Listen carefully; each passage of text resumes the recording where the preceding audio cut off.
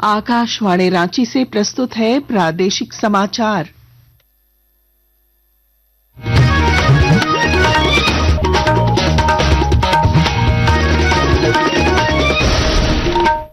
नमस्कार। प्रादेशिक समाचारों के साथ मैं पूनम किरकेट्टा। पहले मुख्य समाचार। दावोस वर्ल्ड इकोनॉमिक फोरम की बैठक आज से होगी शुरू। मुख्यमंत्री हेमंत सोरेन के नेतृत्व में झारखंड का प्रतिनिधिमंडल उद्योग जगत के प्रमुखों को निवेश के लिए करेगा आमंत्रित। झारखंड उच्च न्यायालय के मुख्य न्यायाधीश ने साइबर अपराध के बढ़ते खतरों को लेकर न्यायिक प्रणाली, जांच एजेंसियों और लोगों को सजग रहने पर दिया जोर।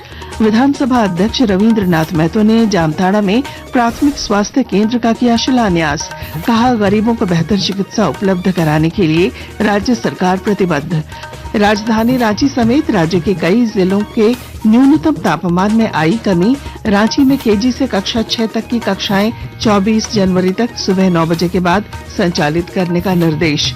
और दुमका में JSCA inter district under 16 cricket tournament शुरू।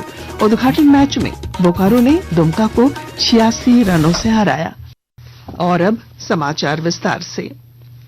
मुख्यमंत्री हेमंत सोरेन के नेतृत्व में झारखंड का प्रतिनिधिमंडल दावोस वर्ल्ड इकोनॉमिक फोरम की वार्षिक बैठक के दौरान वैश्विक उद्योग जगत के प्रमुखों से आज मुलाकात कर राज्य में निवेश के लिए आमंत्रण देगा। मुख्यमंत्री Tata steel, Hitachi, Schneider electric, Infosys सहित कई वैश्विक कंपनियों और संस्थाओं के प्रमुखों से सतत उद्योग, हरित ऊर्जा, महत्वपूर्ण खनिज और डिजिटल तकनीक में निवेश को लेकर चर्चा करेंगे। झारखंड प्रकृति के साथ संतुलन में विकास के दृष्टिकोण के साथ खुद को जिम्मेदार, स्थिर और भविष्य के लिए तैयार राज्य के रूप में वैश्विक मंच पर प्रस्तुत करेगा। कल झारखंड पैवेलियन का उद्घाटन होगा, जहां राज्य की निवेश संभावनाओं, नीतिगत सुधारों और दीर्घकालिक विकास योजनाओं को प्रदर्शित किया जाएगा। झारखंड उच्च न्यायालय के मुख्य न्यायाधीश एमएस सोनक ने कहा कि डिजिटल तकनीक ने हमारे काम करने के तरीके के साथ अपराध का स्वरूप भी बदल दिया है। मुख्य न्यायाधीश रांची के जुडिशियल एकेडमी में आयोजित राज्य स्तरीय सेमिनार को संबोधित कर रहे थे। उन्होंने कहा कि साइबर अपराध के बढ़ते खतरों को देखते हुए न्यायिक प्रणाली, जांच एजेंसियों और समाज को अधिक सजग रहने की आवश्यकता है। न्यायालयों में लंबित मामलों के त्वरित निपटारे के उद्देश्य से चलाए जा रहे मध्यस्थता अभियान के तहत सिमडेगा में रैली निकाली गई। जिला विधिक सेवा प्राधिकार की ओर से निकाली गई जागरूकता रैली का नेतृत्व प्रधान जिला एवं सत्र न्यायाधीश राजीव कुमार सिन्हा ने किया। न्यायाधीश ने कहा कि विवादों के समाधान के लिए मध्यस्थता अभियान प्रभावी माध्यम है।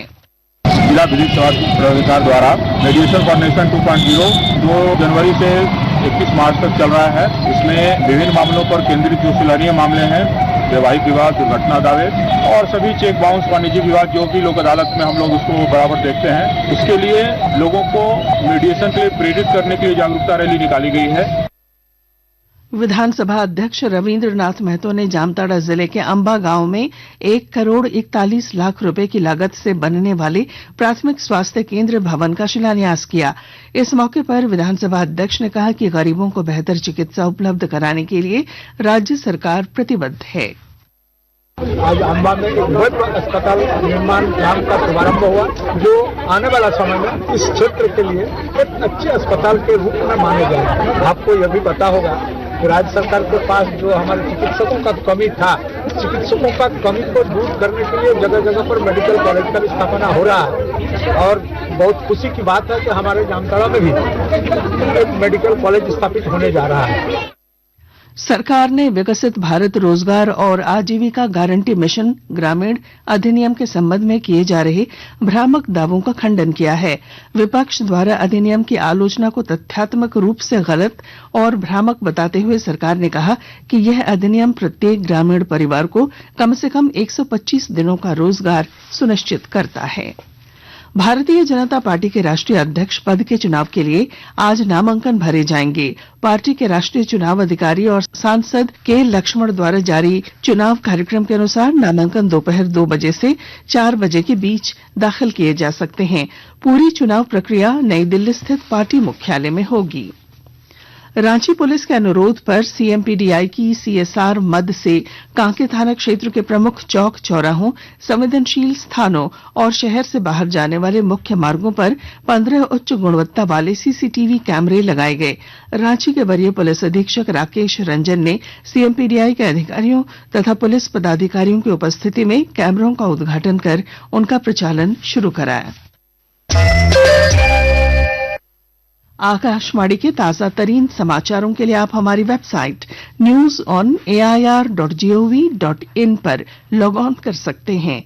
ताजा समाचार X handle @AIR news alerts और Facebook page All India Radio News पर भी उपलब्ध है। आप प्रादेशिक समाचार एकांश के एक्स हैंडल @AIR न्यूज_रांची और Facebook page Akashvani news Ranchi, Instagram page तथा YouTube channel AIR news Ranchi पर भी हमारे बुलेटिन सुन सकते हैं। प्रादेशिक समाचार आप आकाशवाणी रांची से सुन रहे हैं।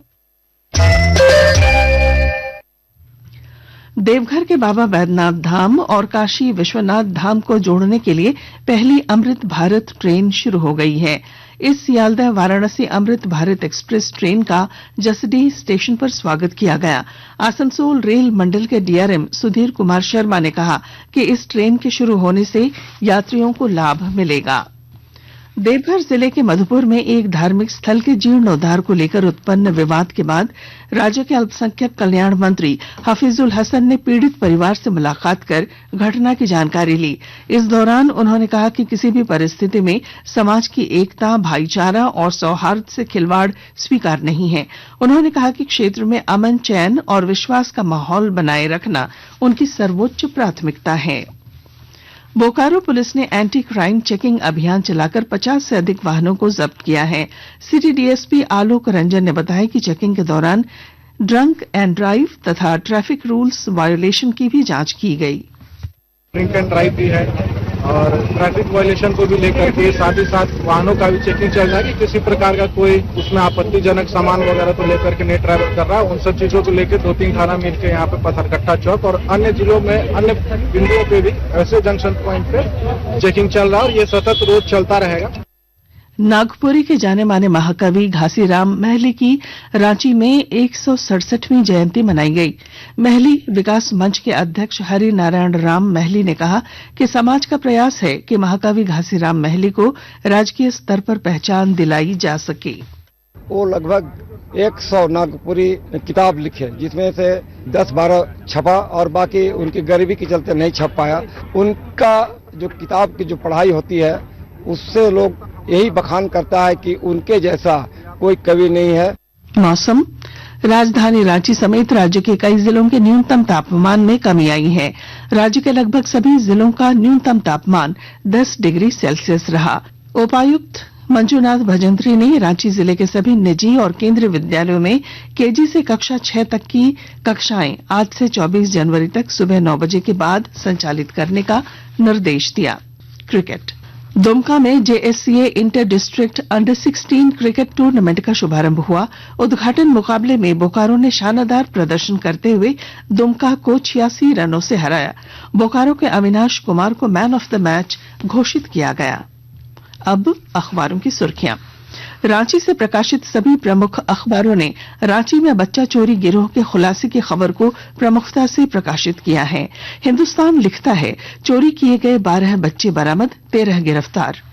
प्रभात खबर की सुर्खी है अंशिका के बाद 12 और बच्चे बरामद, अपराधियों के गैंग को बेच देते थे बच्चे। दैनिक भास्कर के शब्द हैं बच्चा चुराकर भीख मंगवाता था गुलगुलिया गिरोह। दैनिक जागरण ने असम में प्रधानमंत्री नरेंद्र मोदी के कार्यक्रम की खबर को पहले पन्ने पर जगह दी है। और अब अंत में मुख्य समाचार एक बार फिर। दावोस वर्ल्ड इकोनॉमिक फोरम की बैठक आज से होगी शुरू। मुख्यमंत्री हेमंत सोरेन के नेतृत्व में झारखंड का प्रतिनिधिमंडल उद्योग जगत के प्रमुखों को निवेश के लिए करेगा आमंत्रित। झारखंड उच्च न्यायालय के मुख्य न्यायाधीश ने साइबर अपराध के बढ़ते खतरों को लेकर न्यायिक प्रणाली, जांच एजेंसियों और लोगों को सजग रहने पर दिया जोर। विधानसभा अध्यक्ष रविंद्रनाथ महतो ने जामताड़ा में प्राथमिक स्वास्थ्य केंद्र का किया शिलान्यास। कहा गरीबों को बेहतर चिकित्सा उपलब्ध कराने के लिए राज्य सरकार प्रतिबद्ध। राजधानी रांची समेत राज्य के कई जिलों के न्यूनतम तापमान में आई कमी। रांची में केजी से कक्षा 6 तक की कक्षाएं 24 जनवरी तक सुबह 9 बजे के बाद संचालित करने का निर्देश। और दुमका में JSCA inter district under 16 cricket tournament शुरू। उद्घाटन मैच में बोकारो ने दुमका को 86 रनों से हराया। और इसके साथ ही आकाशवाणी रांची से प्रादेशिक समाचार का ये बुलेटिन समाप्त हुआ। अगला प्रादेशिक मुख्य समाचार 10 बजे प्रसारित किया जाएगा। नमस्कार।